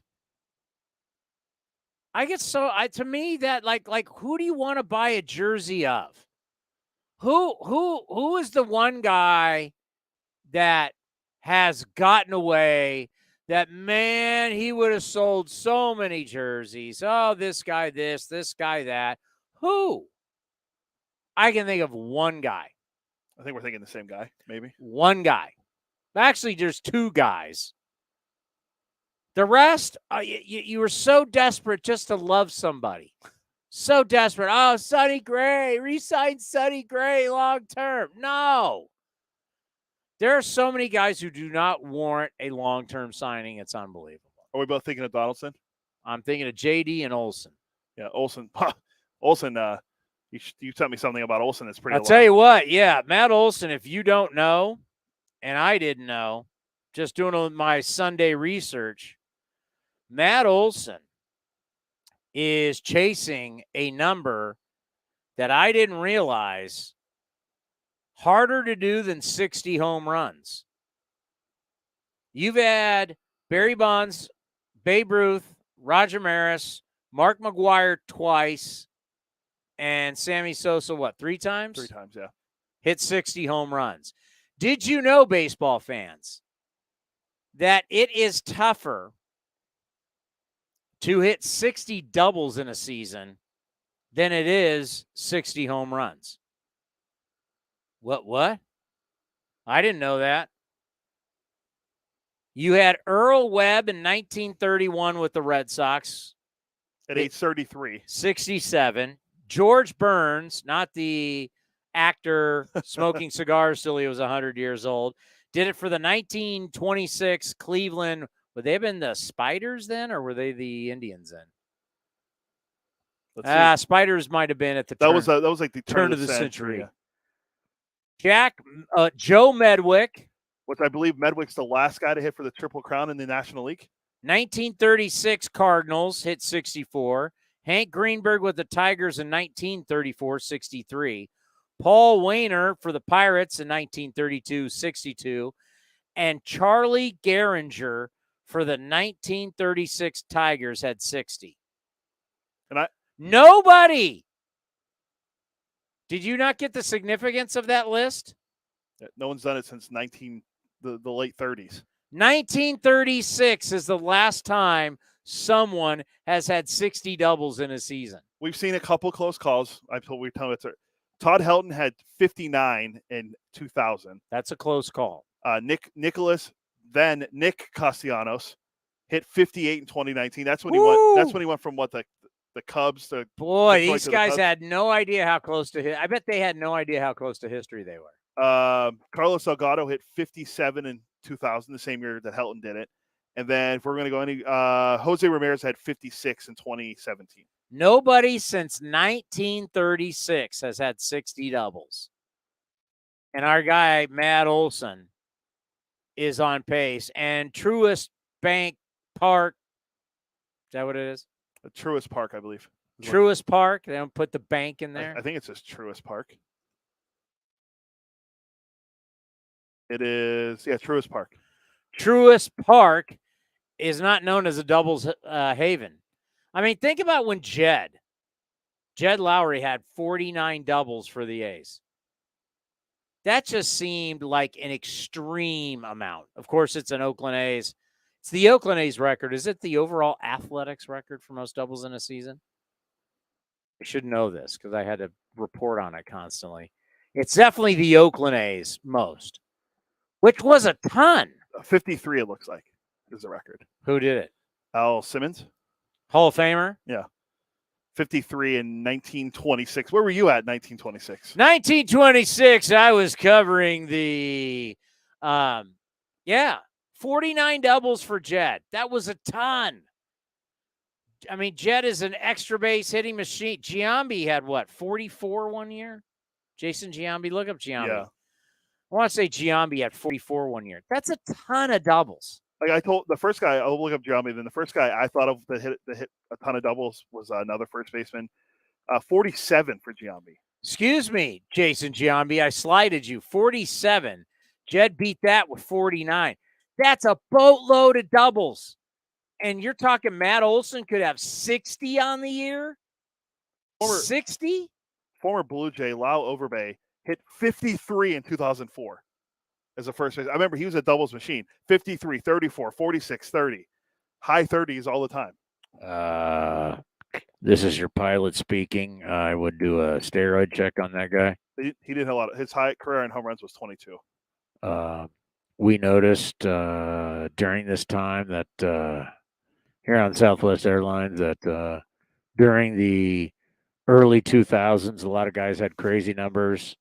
We all thought it was home runs, but your pilot's going to tell you here doubles were insane also then. I mean, seriously. By the way, that's my pilot voice that I do that you guys don't get to hear off the air that I do to everybody. Yeah, this is your pilot here. Southwest Airlines flying into John Wayne in Anaheim. We'll be landing in 20 minutes before you can go to Disneyland. So, I mean, you had a gross amount of doubles in the early 2000s. Oh, yeah. So Olsen has 33 right now. His career high is, wait for it, 35 last year. He's already at his career high. And there's one other thing with Olsen that we need to get to because it's pretty impressive. I don't think it's impressive. I think it's just sad the durability of players anymore. Right now, Whit Merrifield didn't play in today's game. He had a streak of 553 consecutive games end today. Why didn't he play? I have no idea. Matt Olson is now the leader in the clubhouse for most games. Not Miguel Tejada? Consecutively played at, wait for it, 221. All he needs to do is play every single game for the next 14 years, and he'll pass Cal Ripken's 2,632. No problem. What's the problem? He's, 28? Olson's 28, so yeah. He needs wait. He needs to play how many years? He needs to wait till he's 42 years old every game to break Cal's streak. What's the problem? You don't think he can do that? I mean, that is truly remarkable. I mean, Merrifield was at, our friend, two-hit Whit was at 553. Yeah, Tejada's in the top 5 for longest games, right? Tejada was he had the longest streak for a long. Didn't he have the longest streak after Cal? Yeah. So I'll pull up that record and see what it is. My man Garvey's up there. Oh, Steve Garvey, Padres pullover jersey at the Padres game yesterday. A pullover? What's a like pullover? one of the old 70s, 80s, you get the Mitchell and Ness jersey, like the pull, it looks like a T-shirt, but it's an actual jersey, like a jersey, but real jersey. Yeah. Okay. They had Garvey, friend of the program, Steve Garvey, Cal Ripken, obviously Lou Gehrig, Everett Scott. Gehrig was up there. Yeah, I guess so. Steve Garvey, and then Miguel Tejada was at 1,100. Garvey's 4th and Tejada's 5th. Wow. Tejada's was 2007. The next closest, like in the last 15 years, would have been Whit Merrifield, is 25th on the list. I want to bring this up. All right, you know what? I'm going to bring this up later in the program. There's something about Cal Ripken that's very interesting. But coming up next, we head to Dallas. From the Dallas Morning News, Evan Grant will join us right here on A's Cast Live. The Coliseum has gone by many names, but none better than the Last Dive Bar. Hi, everyone. Ken Korak here, and my friends at Last Dive Bar are helping us celebrate our longtime home. Last Dive Bar has the most unique merchandise for all Oakland baseball fans. T-shirts, sweatshirts, the Ray Fosse line, and my personal favorite, the lights have taken full effect. Visit their website at lastdivebar.com or follow them on social media at Last Dive Bar. All proceeds are invested back into the A's Community Fund and their affiliated charities. Go to lastdivebar.com. That's lastdivebar.com. Humanity has accomplished a whole lot so far. We created penicillin, the automobile, and the internet, not to mention drones, duct tape, and the hot dog. It's all thanks to the power of human connections. And Ring Central's here to make that even easier, more seamlessly and securely, on a platform built to grow your business. Say hello to a whole new way to say hello. Visit ringcentral.com and say hello to possibilities. Ring Central. Message, video, phone, together. Unlock offers and receive exclusive in-game features by downloading the MLB Ballpark app for iPhone and Android today. Plus, get the latest information on game times, schedules, and more. If you're looking for a new mattress, Nest Bedding has you covered. Sleep on the same mattress Hall of Famer Ricky Henderson sleeps on. Nest Bedding is a national brand with family-owned prices and service. You can shop at one of their Barrier locations, and all stores are sanitized and safe, or you can navigate their easy-to-use website, nestbedding.com. That's nestbedding.com. Green and Gold fans, use the coupon code Oakland and you'll get 10% off your entire order. Nest Bedding, love where you sleep. Coming in at 5'3", it's number one mom. She switched to Xfinity and got the all-new 3-for-1 bundle. Unlimited internet, streaming, and Xfinity Mobile. All for what you could pay wireless companies for just one 5G unlimited line. Boom shakalaka. Go to Xfinity.com/3-for-1, call 1-800-XFINITY, or visit an Xfinity store today. Limited time offer. Restrictions apply. Xfinity Mobile requires post-pay Xfinity internet. After 24 months, regular rates apply to all services and devices. This is Chris Townsend for the Chicken Pie Shop of Walnut Creek. Great news! Our indoor dining is back, along with our beautiful patio dining. Come taste our world-famous chicken pie that has been served in Southern California for 83 years. The Chicken Pie Shop of Walnut Creek has one of the most dynamic menus, plus a full bar. Pot pies, gourmet burgers, sandwiches, salads, flatbreads, and more. Don't forget, we still do takeout and delivery. For all the information, go to chickenpieshopwc.com. That's chickenpieshopwc.com. Innovation is at the heart of Cal State East Bay, like at our Green Biome Institute, where faculty and students map genes from California's endangered plants. Or how we open doors for local entrepreneurs at our Small Business Development Center. From educators to nurses to STEM professionals, Cal State East Bay has real impact throughout the region's neighborhoods, boardrooms, and entire economy. Be part of the innovation. Connect with Cal State East Bay at csueastbay.edu/impact. A's fans, there is no better way to stay in touch with the A's and even our players than following us on social media. Just head over to athletics.com/social. That's athletics.com/social for a full list of our social coverage, from player accounts to Twitter handles and more. Now is the time to stay in touch. Head over to athletics.com/social. That's athletics.com/social today. Some things just go together. Peanut butter and jelly, cookies and milk, Oakland and Kaiser Permanente. If that last one caught you off guard, it shouldn't, because Kaiser Permanente has been helping keep Oakland healthy since our very beginning. And as the official healthcare partner of the Oakland A's, that won't be changing anytime soon. Whatever you may need, you can trust Kaiser Permanente to help keep you feeling your best. Kaiser Permanente. Thrive. Visit kp.org today. Hey A's fans, we've got a great deal for you. Get 4 tickets and parking for all Friday night games starting at just $39. Pick from great matchups, post-game fireworks and drone shows, giveaways, and more. Outside corner, ring him up. And Eaton can't believe it. Grab the crew and head to the Coliseum with friends and family any Friday night this season. 4 tickets and parking starting at just $39 for the whole group. Tickets are available at athletics.com. That's athletics.com. A's Cast Live continues from the town. Here's Chris Townsend.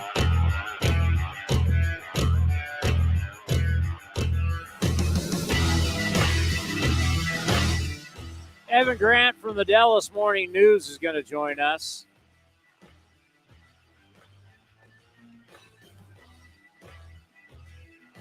And talk a little bit about this series, Rangers and the Athletics, and how are the Rangers feeling right now?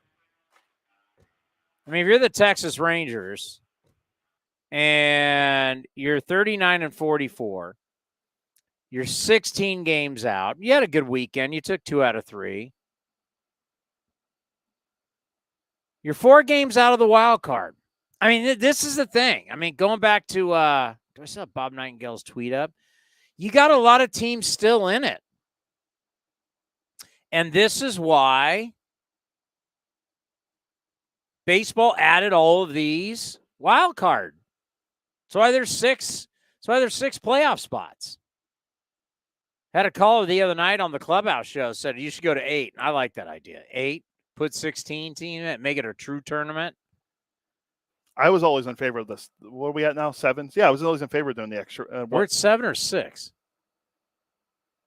Oh, that's in favor of the 7, like we did in the 2020 year. Like having that like that. Why not 8? So you have more than half the league in the playoffs. I mean, it's 1 more. But it means everybody's vying for the. It means everybody's trying to make the playoffs. I mean, the NBA and the NHL do it. Yeah, that's what I'm saying. People look at it and go, you could have teams under 500. I don't care. It makes everybody try. I'm pretty sure the Astros went to the ALCS under 500. We have our game has gotten so pathetic. We have to do everything to make teams try. Teams rather not try than try. That what I'm saying, I'm not being talk show guy here. There is ample evidence of teams trying not to win games at the big league level. You could say the A's are one of those teams right now. I mean, we got to be honest. Think about it. We're having to but for the A's, they've got a pivot going here. You got to kind of give them a pass because they were just in the playoffs 3 straight years. Tried again last year, made a bunch of moves, ended up at 86 victories. So it's not like they've been hanging in the cellar like the Orioles have been. The A's have been trying their ass off to win a championship. So the thing for me is, but we've looked at the Orioles. We've looked at the Pirates for 20 years being under 500. We look at these franchises, they weren't trying. So we're having to add playoffs to make you want to try. The NBA did it. Trust me, if the NBA didn't have 8 teams in each league trying to make it, you'd have how much dumpster dive would you have in the NBA? Because you already have tanking. Well, it was going on for a while. You literally have teams that could say we cannot beat the Golden State Warriors. Well, yeah, I mean this has now been going on. You started the season going, there is no way we're beating LeBron James and the Cavaliers or LeBron James and the Heat or the Golden State Warriors. We got Evan, by the way. I mean, you just knew. So if you were a bunch of these teams, you knew going into the NBA season you weren't going to win the championship, but by having all these playoff teams, you had an opportunity to make the playoffs and made you stay in it. Evan, welcome back to A's Cast Live. How are you? Hey, guys. How are you? We are doing well, getting ready for this series. It's 2 series for the Athletics in the great state of Texas before the All-Star break. It looks like the Rangers have been playing better baseball. They have been. I mean, it's really been since the first 2 weeks of the season, Chris. I think they've played pretty good baseball. If I was summing this team up to this point, I would say that the Rangers have played a lot of one-run games. The next step is to start winning one-run games. They've struggled in one-run games, and I think that's the next step for a winning club is you're in games, you're competitive, but there have been a lot of occasions when they just either haven't made the play that they need to make defensively, they haven't had the big at-bat that they've needed, or there have been nights beyond Martin Perez and John Gray when the starting pitching hasn't been effective enough. I think the most optimistic thing for the Rangers right now is since the start of this month, both Marcus Semien and Corey Seager have shown kind of the 1-2 punch that the Rangers expected when they signed them both this offseason. Yeah, you had these 2 major contracts, but you mentioned Perez going to the All-Star game. Just talk about the year he has had, and just like our own Paul Blackburn, going to be a great story there at Dodger Stadium for the Midsummer Classic. Yeah, I mean, Martin has really found himself. It feels like, I covered him for the first go-round here in Texas when he came up as a 21-year-old, and I think that the label that he got at that point in time was that this was a guy who had great stuff, who had an outstanding changeup, but that he could come undone in situations when certain things didn't go his way. And I think it really kind of hit home for him when the club didn't pick up his contract option after 2018 that he needed to change some things. And the last 3 years in Boston and Minnesota, I think there was a lot of soul searching there. And when the opportunity to come back to Texas arrived, I think Martin dove in head first. He's been a great teammate. He's been a great presence for a lot of the younger pitchers. He's been as steady as they come. Listen, he gave up 6 runs the other day against Minnesota, stayed in the game through 6 innings. This team was in position to win the game when he left. That's the kind of guy he is now, that even when he has what you would call a quote unquote bad outing, he still keeps you in the game long enough to not burn up the bullpen and to give you an opportunity to win. I think the Rangers are 12-1 in his last 13 starts. That's keeping a team afloat right there. It's so refreshing to hear, too, because we're so used to guy gets in trouble. Oh, my God, we got to go to the bullpen. Hey, sometimes you're not going to have your best stuff. Sometimes you're going to have to go out there and you're going to have to battle. It's one of the things we talked so much about Jack Morris when he was getting into the Baseball Hall of Fame, where he's like, listen, there was a lot of games you just had to eat it and give your team innings, but that helps your team long term. We've gotten away from that, so it's good to hear that there's still some times where a guy, hey, if I gave up a couple runs, doesn't mean I'm out of it, doesn't mean I still can't help this team. 100%. And I think that's the effect that he's had, is that it's helped the Rangers win his starts, but it's also had, kind of a residual effect. The bullpen is fresh behind John Gray.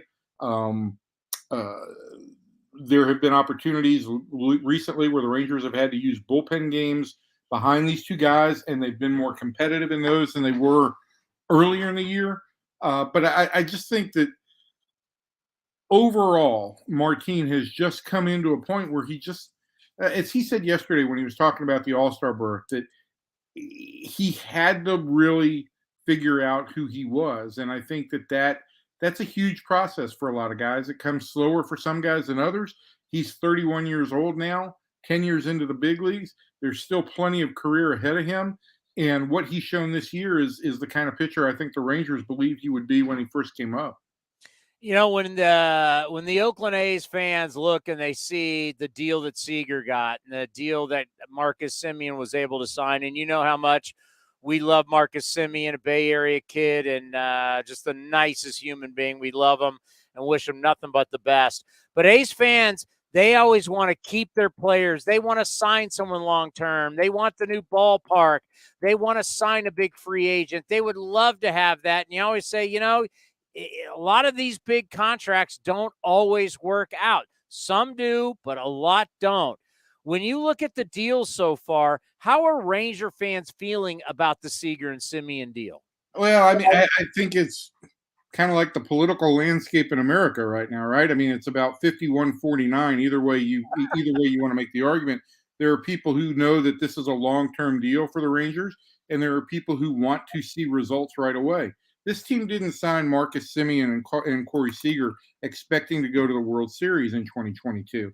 They know that there are still holes on the roster. I do think that the Rangers would have liked to see a little bit stronger individual performance from both of those guys coming out of the gate. But listen, I have seen this before. I saw it with Sin-Shu Chu. I've seen it with other players. You sign a big contract, and there is a part of you, whether you are willing to admit it or not, that wants to live up to the contract, wants to prove that you're worth that money. And you may try and do more than you are completely capable of. And it takes kind of a personal come to meeting kind of approach to say, all right, enough of that. I'm just going to go be who I am. I'm going to be comfortable in my own skin. And once you get to that point, you can start performing. And I think that's what we're starting to see with both Semien and Seager. They got here. They didn't know the team. There's been an awful lot of turnover on this roster over the last couple of years. Everybody kind of had to get to know one another. And both those guys were, I think, trying to press a little bit too much. We're starting to see what they are capable of when they are right. The Rangers offense has been a much more dynamic force over the last, really, I don't want to just say over a week. It's been a longer period of time. Seager's been pretty hot over the last 2 weeks. Marcus has been hot, really going back to early June. So they're both making significant strides. Yeah, Marcus has basically turned it around ever since that grand slam in Oakland, right? Yeah, the grand slam at Oakland kind of got him off, but it was really the doubleheader in Cleveland when he hit 3 home runs and went 7 for 8 a week later that really got him going. I think that really kind of got him over the hump. It boosted his average, I think 25 points alone that day. And since then, he's been on a continual upswing. Now, when I look at the Rangers, 16 games back, obviously, Houston just rolled through here. I mean, Houston is what Houston is. Them and the Yankees, clearly the two best teams right now, even though we got a long way to go. But there's 20 teams out there right now in baseball that either lead their division, lead the wild card, or within 3 games or less of a wild card berth. So we got 20 of the 30 teams who are technically in it. I look at Texas 4 games back, lot to play. 4 games back in the wild card. If you're running the show there, how do you handle as the trading deadline's coming up? Are you in it or are you selling? Well, I'll tell you what I'm going to do. I'm not going to speak for Chris Young or John Daniels. I'll let them say what they said, which is basically they're going to approach this in an opportunistic way. If they can make this team better for 2022, great. But if they can make it better for 2023, when they really think their window of opportunity is going to open, then that's really what the focus is. And by that, it narrows it down to this. The Rangers are looking for controllable pieces out there. They're not going all in on rental guys. They're not gonna try and add a guy just for 2 months. But if there are controllable starters and controllable outfielders out there who can make this team better and improve their opportunity, their chance this year, that's great. But really, the fit is for 2023. And I think where the pitching market is concerned, the Rangers basically have to look at it this way. Are the guys who are going to be available right now, and that Frankie Montas would be among that group, and Louis Castillo in Cincinnati among that group, are the guys who are available now going to be as good or better than the free agent class this winter? And that, I think, is what the Rangers' real decision is. They're going to add. Is it via a trade before August 2nd, or is it this winter in free agency? And just how attractive the franchise, new ballpark, taxes, a lot of guys like to live there. Just when you look at the new ballpark and then everything that happens with your contract and everything, how attractive now are the Rangers to free agents? Well, let's take it from the perspective of pitching, right? In the past, the idea of pitchers coming here, you had to I can't even describe the adjective you'd have to use to how grossly you'd have to overpay them to get them to come to Texas and pitch in that heat. But the ballpark is 72 degrees every night, and I can't tell you the number of visiting officials, players, and broadcasters who have come through and said, "Oh my God, it's so comfortable, it's so nice in here now." That makes an impression with pitchers. It's not a personal hell to go out on that mound. That's not a portal to purgatory for pitchers anymore to pitch in this ballpark. It's a very fair pitcher's ballpark. You're not going to need an IV after the game. There are fly balls that are going to go out or the outfield and die for you in front of the fence. So I think that's a big element. But still, the number one factor is money, and the Rangers can't bank on the lack of state income tax. They can't bank on how cheap it is to live in Texas. They can't bank on anything, even the fact that the ballpark is going to be more comfortable. They've still got to make the most competitive offer on the market. When you look at the Astros, what you've seen just as a complete, no one's catching them. I can't imagine there's a story out there. Just how complete is this team that you've seen so far this year? Well, I think what speaks for itself is the run the Astros just had against the New York teams, right? 9 straight games against the Yankees and the Mets and went 7-2. And I think the 2 losses were walk-off losses, maybe. Correct. They are a really well put together team. I feel like Yordan Alvarez is a very, very bad man, and he's done some very, very bad things to baseballs for several years now. I've really loved what he brings to the lineup. And this team is it's a complete lot. I don't know where the weakness is. Maybe they could add a reliever. You can always add some starting depth, but that's as complete a club as I've seen. I think we're looking, to me, the American League is pretty much an open and shut case. It's going to be the Yankees and Astros for the AL Championship Series, and we'll see who can land the last punch there. But I can't make a call between those two teams, but certainly what the Astros just did is pretty impressive. Well, growing up as a pitcher, everybody loved one guy, and Cody was just at the ballpark in Texas, and for our set here, our new set, because now that we're doing this on YouTube and Twitter, we're trying to gather stuff from all the teams that we play, especially in division. He brought home the Nolan Ryan bobblehead, and all of us who grew up 70s and 80s idolized this guy.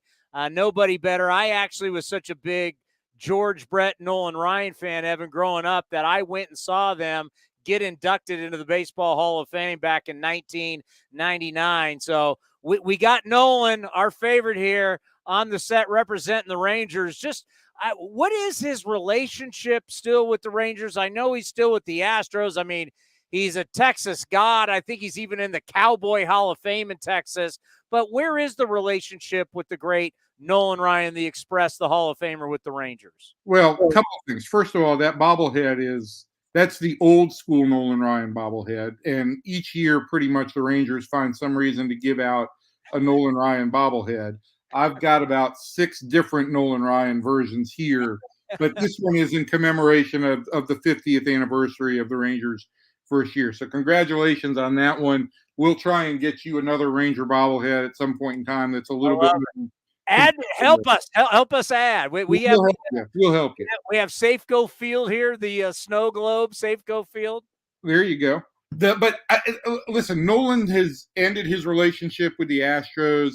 His son Reed is out as the Astros president of business administration, and I think Nolan's place in baseball right now is he's comfortable just kind of sitting back. There was a documentary film that was released in May called Facing Nolan. It's about an hour and a half long documentary that his son and a group, I forget the name of the production company, put together on Nolan's career.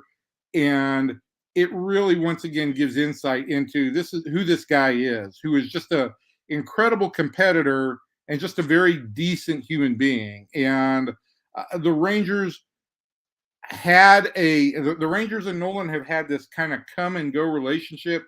Was here for 5 years as a pitcher, had an ongoing personal services contract.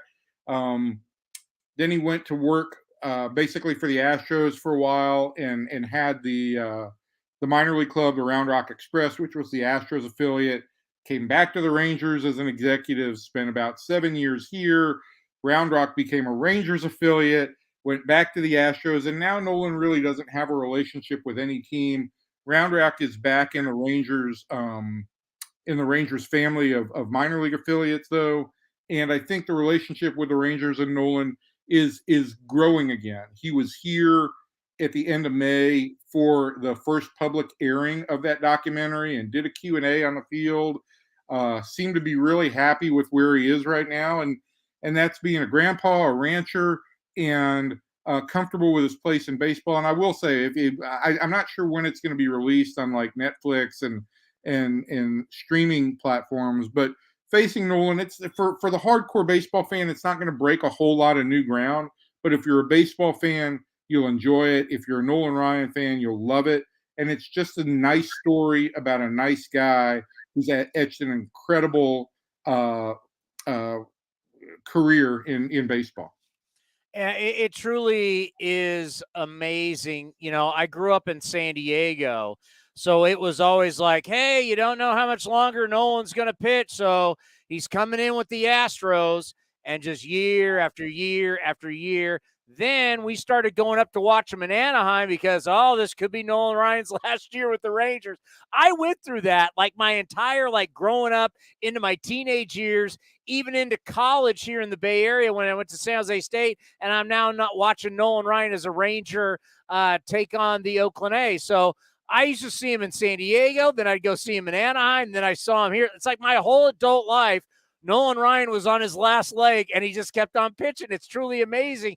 And then you think what he did in business, whether you talk about banking, you talk about the meat company. I mean, he's been successful in so many different endeavors. And you just can't – I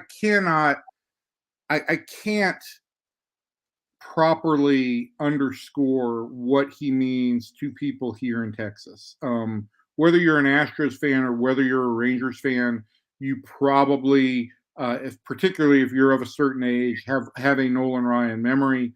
Anybody he's come across pretty much is just blown away by how nice of a gentleman he is off the field. And I think in some regards, some of the things that Ranger fans love about him is we get that image over and over again at the ballpark of him putting Robin Ventura in a headlock and punching Robin Ventura as a middle-aged man. And there's a lot of us that can agree with, can kind of identify with that now. But that is, people love that big, tough Texan, but off the field, He's so unassuming and so humble and so witty that I think he just disarms a lot of people. I'll tell you, I'm never shocked when I meet somebody, a man from Texas, and his name's Nolan. I'm never shocked by that. There's a lot of kids here who have been named Nolan. There's no doubt about that. Hey, we always appreciate the time. Thank you so much. We'll see you back here in Oakland. Be well and enjoy this series and enjoy the All-Star break. Thanks, Chris. Y'all take care. Be well. Evan Grant does a great job covering the Rangers for the Dallas Morning News, still one of the big-time papers in our country. When so many papers have fallen off, Dallas Morning News is still one of the big players. And you want to know why? I'm going to treat you. Who's this? Brad Pitt. Playing who? Billy Bean. And who am I doing this to? Jonah Hill. So you know, if you're watching our show, if you're listening to it, you may hear the snap. But when I do this, what does that mean? He gets on base. I want an answer. Why is the Dallas Morning News still, to this day, a big-time newspaper? You want me to speak? We're not pointing at you yet. Yeah, I'm pointing at you. Well, I know, but I just wanted to play that. No, I like it. Why is it so? I don't. Tim Calishaw. I have to admit this. There's sometimes at night, like I get done with the show. I can't sleep after the.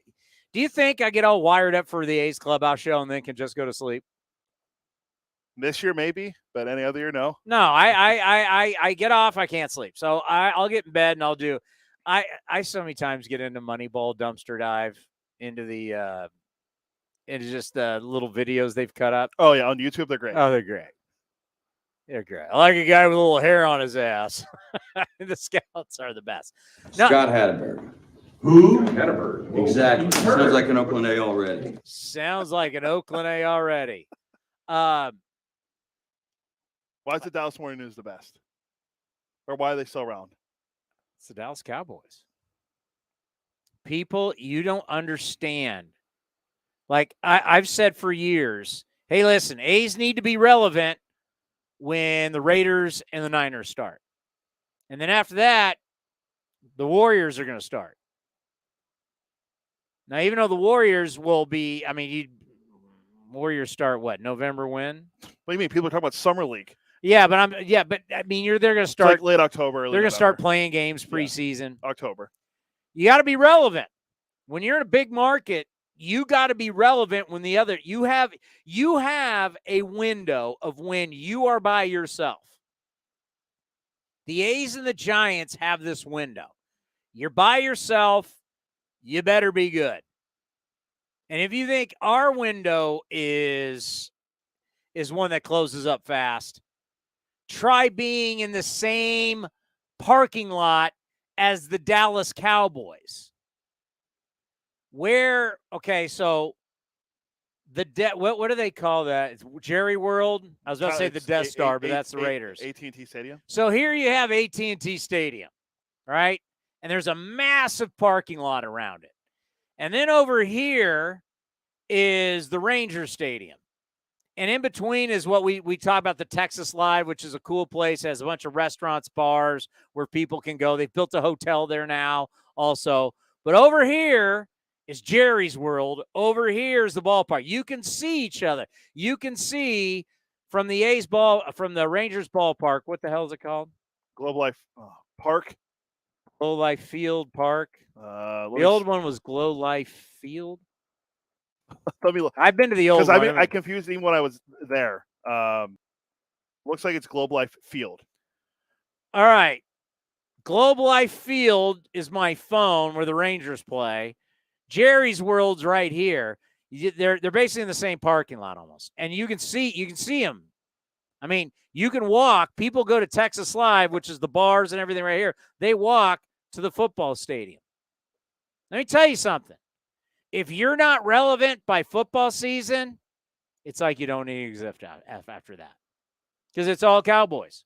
How about them Cowboys? Yeah! It's all Cowboys. There's nobody in the NFL bigger than the Cowboys. The Cowboys are America's team. No one travels better than the Cowboys. No one fills up stadiums like the Cowboys. There's a reason why they had that guy. Who was the guy? What, 1 minute? Yeah, 4:05 pregame start. What? Yeah. I'm just getting started. What guy? Who was the guy? Ed Werner? Yeah, Ed Werner, yeah. ESPN had one guy cover one team. He was the only guy that covered one team. Well, no, didn't Sal Powell only cover the Eagles? No, Sal Powell covered the entire NFL. Yeah, well, Ed Werner Did a lot of Eagle stuff because he was there. Ed Werner was a Cowboy. They had ESPN had one guy who covered one team. The other 31 teams, everybody else. This guy was at Cowboys every day. ESPN had one guy. The Cowboys are – so if you're the Rangers and you're not relevant by the time training camp starts, bye-bye. Dallas Morning News has survived because people want their Cowboy coverage. I think training camp starts in 2 weeks. So the Rangers got 2 weeks to be relevant before Dak, Zeke, whoever, they don't have Amari Cooper anymore. I mean, the Cowboys are a big deal. They can come to California, Oxnard, and sell out training camp. Oh, that's right. I forgot to do an Oxnard. I mean, seriously, they are the big swing and you know what. So you better be relevant. All right, that's it. Yeah, we want to thank Evan Grant. We want to thank the great Bob Nightengale for stopping by. We're going to have Emo and Jonathan Mayo from MLB.com and MLB Network talk about the draft and the Ace Farm system tomorrow. Well, wait, just sad the baseball rankings today on the Athletic. Basically, A's are 30th, and they got like a paragraph. I went, Everybody else got a write-up. Yeah, the A's. We got a. They're 29. What are we? 29 and 58 or 29 and 59? We got a. Hey, they won a game against the Astros. That's just win one against Houston. They just win, baby. Yeah. All right, that will do it for A's Cast Live. Coming up in a few minutes, we'll have A's Total Access brought to you by Chevron. And we will get you ready for A's and the Rangers, the start of a 3-game set before the Athletics go to Houston. Then after that, it's the All-Star break. Thank God. Thank you for watching. We'll see everybody tomorrow at 2 o'clock right here on A's Cast Live. The Coliseum has gone by many names, but none better than the Last Dive Bar. Hi, everyone.